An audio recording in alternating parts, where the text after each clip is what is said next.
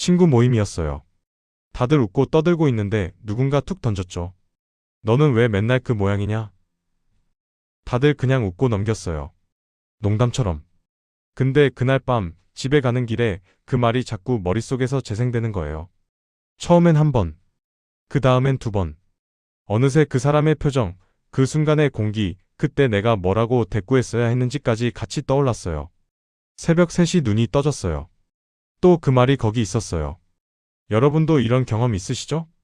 근데 이상한 건 똑같은 자리에 있던 다른 사람들이에요. 그 사람들은 집에 가서 아무렇지 않게 잠들었을 거예요. 다음날 아침엔 그 말 자체를 기억도 못할 것처럼. 왜일까요? 그 사람이 더 강해서? 덜 예민해서? 그냥 성격 차이라서? 오늘 제가 드리고 싶은 이야기는 그게 아니에요. 멘탈이 강한 게 아닙니다. 뇌의 구조가 다릅니다. 그리고 더 중요한 건 그 구조는 바꿀 수 있다는 거예요. 미국 위스콘신 대학교에 리처드 데이비드슨이라는 신경과학자가 있어요. 그는 30년 넘게 이 질문 하나를 연구했어요. 왜 똑같은 사건을 겪은 사람들의 감정 반응은 이렇게 다를까? 그가 쓴 책 뇌는 어떻게 감정을 만드는가? 더 이모셔널 라이프 오브 요 BRAIN에서 그는 결론을 이렇게 내렸어요. 우리 각자에게는 고유한 감정 지문 이모셔널 핑거프린트이 있다고요. 그리고 그 감정 지문은 회복 탄력성, 전망, 사회적 직관, 자기인식, 맥락 민감도, 주의력 이렇게 6가지 차원으로 구성된다고 했어요. 그 중에서 오늘 우리가 가장 주목할 것은 회복 탄력성 리질리언스이에요. 데이비드슨이 fMRI, 즉 기능적 자기 공명 영상 장치를 이용해 사람들의 뇌를 스캔했어요. 부정적인 이미지를 보여주면서 편도체가 어떻게 반응하는지 실시간으로 관찰했죠. 결과는 놀라웠어요. 처음 자극에 반응하는 크기, 그러니까 경보기가 얼마나 세게 울리느냐는 사람마다 크게 다르지 않았어요. 차이는 그 다음에 있었어요. 자극이 끝난 뒤 편도체가 얼마나 빨리 안정 상태로 돌아오는가. 회복이 빠른 사람, 회복이 느린 사람. 이 차이가 그 사람의 신경증적 성향, 감정 조절 능력, 심지어 타인에 대한 친밀감까지 예측했어요. 이 연구 결과는 2014년 사회인지 및 정서 신경과학 소설 카그니티브 언드 어펙티브 뉴로사이언스 학술지에 발표됐어요. 요약하면 이렇습니다. 무너지지 않는 사람은 경보기가 안 울리는 게 아니에요. 경보기가 빨리 꺼지는 사람이에요. 잠깐 그러면 왜 경보기가 울리는 건지부터 짚어볼게요. 뇌 안에 아몬드 모양의 작은 구조물이 있어요. 편도체 헤미그달러라고 하는데 이게 경보기 역할을 합니다. 누군가 공격적인 말을 했을 때 이 편도체가 먼저 반응해요. 위험, 위험. 자아가 공격받고 있어.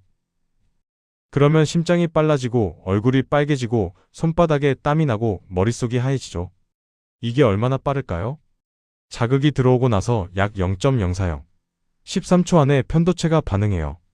눈을 한번 깜빡이는데 0.15초가 걸리는데 감정 반응은 그것보다도 빠른 거예요. 반면 이성적으로 생각하는 영역인 전전두엽은 그 뒤인 0.3초 이상 지나야 개입을 시작해요. 감정이 이성보다 최소 2배, 많게는 7배 빠릅니다. 이게 진화적으로 말이 되는 얘기예요. 수만 년 전 우리 조상들에게 가장 중요한 건 맹수를 만났을 때 0.1초 안에 도망가는 거였지 상황을 차분히 분석하는 게 아니었으니까요. 문제는 지금이에요. 지금 우리가 매일 마주치는 위협은 맹수가 아니라 상사의 말투, 친구의 농담, SNS 댓글이에요. 근데 뇌는 여전히 그걸 생존 위협으로 처리해요.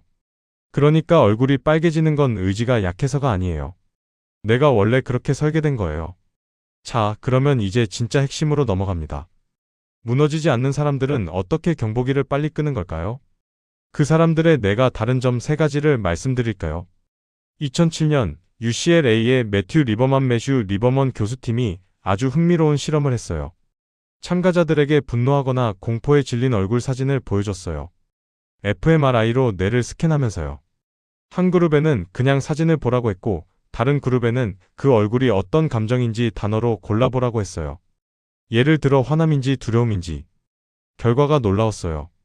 감정의 단어를 붙인 그룹은 편도체의 활성이 눈에 띄게 줄어들었어요. 반면 이성적 조절과 관련된 전전두엽 영역은 오히려 더 활성화됐고요. 리버만 교수는 이걸 이렇게 설명했어요. 감정을 말로 표현하는 건 마치 브레이크를 밟는 것과 같다. 감정에 이름을 붙이는 순간 내가 경보 모드에서 분석 모드로 전환된다. 이 연구 결과는 심리과학 사이컬라지컬 사이언스 학술지에 게재됐고 이후 수십 편의 후속 연구들이 같은 결과를 반복해서 확인했어요. 그런데 무너지지 않는 사람들이 여기서 한 발 더 나가요. 그 사람들은 짜증이라는 단어 하나에서 멈추지 않아요. 이게 짜증인가? 아니면 수치심인가? 무시당한 느낌인가? 아니면 인정받고 싶었는데 못 받은 것에 대한 불안인가? 심리학에서 이걸 감정 세분화 이모셔널 GRANULARITY라고 불러요. 자신의 감정을 얼마나 세밀하게 구분할 수 있느냐의 능력이에요. 토론토 대학의 리사 펠드먼 베럴 리서 펠드먼 베릭 교수 연구에 따르면 감정 세분화 능력이 높은 사람들은 낮은 사람들에 비해 부정적인 감정 경험 후 더 빨리 회복하고 충동적으로 음주나 폭식에 의존하는 경향도 낮았어요. 감정이 세밀할수록 내가 더 구체적인 해결책을 찾을 수 있기 때문이에요.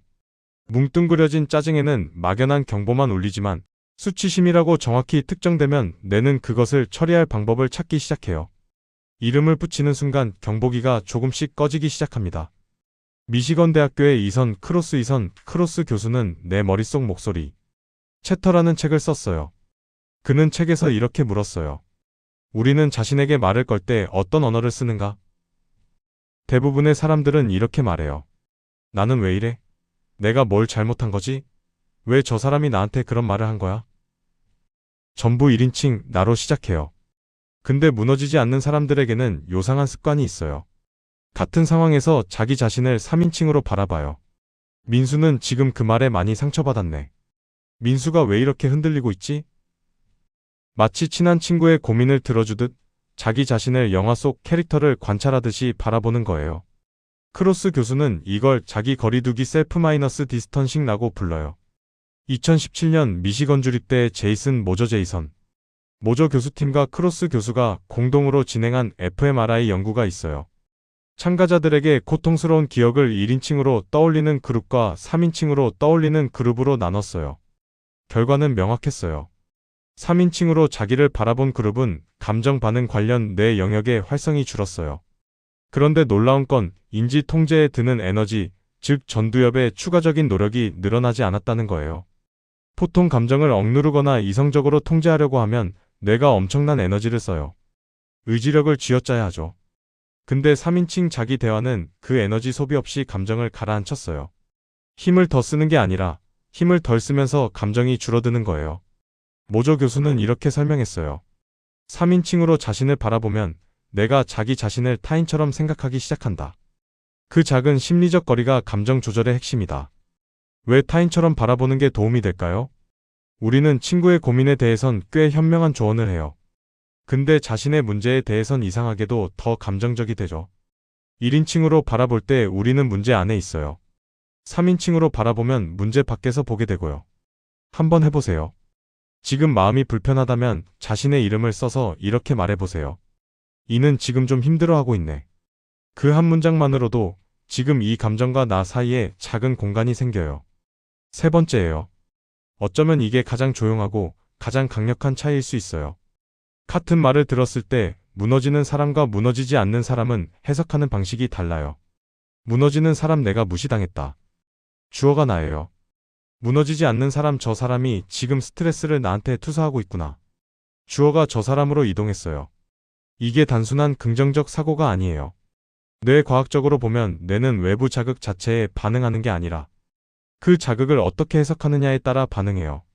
이걸 인지적 재평가 카그니티브 REAPPRAI 셀라고 해요. 내가 공격받았다로 해석되면 뇌는 그걸 생존 위협으로 처리해요. 경보기가 울리죠. 저 사람이 힘든가 보다로 해석되면 그건 위협이 아니라 정보예요. 경보기가 줄어들어요. 스탠퍼드 대학의 제임스 그로스 교수는 30년 가까이 감정 조절 전략을 연구했어요. 그의 연구에서 일관되게 나오는 결과가 있어요. 감정을 억누르는 것보다 상황을 다르게 해석하는 것, 즉 인지적 재평가가 훨씬 더 적은 에너지로 훨씬 더 오래 감정을 조절한다는 거예요. 억누르는 사람은 계속 힘을 써야 해요. 재해석하는 사람은 처음부터 다른 입력 신호가 들어가는 거예요. 어떻게 훈련할 수 있을까요? 다음에 누군가의 말에 상처받았을 때 이 질문을 한번 해보세요. 저 사람이 저 말을 한 이유가 뭘까? 저 사람은 지금 어떤 상태일까? 이 질문이 해석의 주어를 나에서 저 사람으로 옮겨요. 입력 신호가 바뀌면 경보기의 반응도 바뀝니다. 자, 지금까지 머리로 이해했어요. 감정 세분화, 자기 거리두기, 해석 재구성. 근데 솔직히 말할게요. 감정이 올라오는 그 순간엔 이런 것들이 잘 생각이 안 나요. 심장이 쿵 내려앉고 얼굴이 달아오르는 그 순간에 지금 나는 인지적 재평가를 해야지라고 생각하는 사람은 없어요. 그래서 먼저 해야 하는 게 있어요. 몸으로 먼저 끄는 거예요. 방법은 아주 간단해요. 들숨 4초, 날숨 8초, 3번 반복. 왜 날숨을 길게 하냐고요? 숨을 들이쉴 때는 심장박동이 약간 빨라져요. 내쉴 때는 느려지고요. 이건 미주신경 VAGUS 너브가 관련이 있어요. 날숨이 길어질수록 부교감 신경이 활성화되고 이게 뇌에 신호를 보내요. 지금 안전해. 긴장 풀어도 돼. 이 신호가 들어오면 편도체의 경보 강도가 낮아지기 시작해요. 감정을 생각으로 끄려고 하는 건 역효과가 날 수 있어요. 생각은 또 다른 생각을 불러오거든요. 몸이 먼저 진정되어야 생각이 들어올 공간이 생겨요. 들숨 4초, 날숨 8초, 3번. 그게 전부예요. 지금까지 말씀드린 기술들, 감정 세분화, 자기 거리두기, 재해석, 호흡은 지금 당장 쓸 수 있는 것들이에요. 근데 여기에 하나를 더 쌓으면 아예 경보기가 울리는 역치 자체가 올라가요. 이걸 연구자들은 스트레스 접종 스트레스 이나큐얼레이션이라고 불러요. 백신의 원리를 생각해 보세요. 약독화된 바이러스를 몸에 조금 넣으면 몸이 그걸 기억하고 면역체계를 만들어요. 나중에 진짜 바이러스가 왔을 때 훨씬 잘 대응하게 되죠. 감정도 똑같아요. PMC에 게재된 스트레스 접종 관련 연구들에 따르면 가벼운 수준의 스트레스를 반복적으로 통제 가능한 방식으로 경험하면 전전두엽이 발달하고 편도체와 전전두엽 사이의 연결이 강화돼요. 그 결과 미래의 스트레스 자극에 대한 반응이 줄어들어요. 반대로 너무 강한 스트레스를 한 번에 받으면 오히려 취약해지고요. 작은 불편을 반복적으로 경험하는 게 핵심이에요. 예를 들면 이런 것들이에요. 카페에서 주문할 때 내가 원하는 것을 정확히 요청해보기. 회의에서 다수 의견과 다른 생각을 말해보기. 부탁을 받았을 때 부드럽게 거절해보기. 익숙하지 않은 상황에 일부러 조금씩 나를 노출해보기. 이런 작은 불편들이 쌓이면 내가 점점 학습해요. 이 정도 불편함은 내가 처리할 수 있구나. 경보기를 단련하면 울릴 일 자체가 줄어들어요. 정리해볼게요. 오늘 우리가 이야기한 건 이거예요. 편도체, 경보기는 모든 사람에게 울려요. 차이는 얼마나 빨리 꺼지느냐예요. 그 속도를 바꾸는 5가지 방법이 있어요. 첫째, 감정을 뭉뚱그리지 말고 세밀하게 구분해요. 짜증 뒤에 숨어있는 진짜 감정을 찾아주세요. 둘째, 자기 자신을 3인칭으로 바라봐요. 나는 왜 이래? 대신 이는 지금 많이 힘들겠구나. 셋째, 해석의 주어를 바꿔요. 내가 무시당했다 해서 저 사람이 지금 힘든가 보다로. 넷째, 몸으로 먼저 진정시켜요. 들숨 4초, 날숨 8초, 3번. 다섯째, 작은 불편을 반복적으로 훈련해요. 경보기를 단련하면 역치가 올라가요. 그런데 마지막으로 꼭 드리고 싶은 말이 있어요. 경보기가 잘 울린다는 게 약점이 아니에요. 그건 내가 여러분을 지키고 있다는 신호예요. 예민하다는 건 그만큼 주변을 잘 감지한다는 뜻이기도 해요. 다만 이제는 소방관에게도 일을 시킬 때예요. 경보기가 울리면 소방관이 올 때까지 잠깐 기다려주세요. 그 사이에 숨을 한번 내쉬고 자신의 이름을 불러주고 감정의 이름을 붙여주세요. 그게 강해지는 방법이에요. 댓글로 이야기 나눠요. 여러분의 경보기가 가장 오래 울렸던 순간은 언제였나요? 그리고 그 경보기를 끈 방법이 있었나요?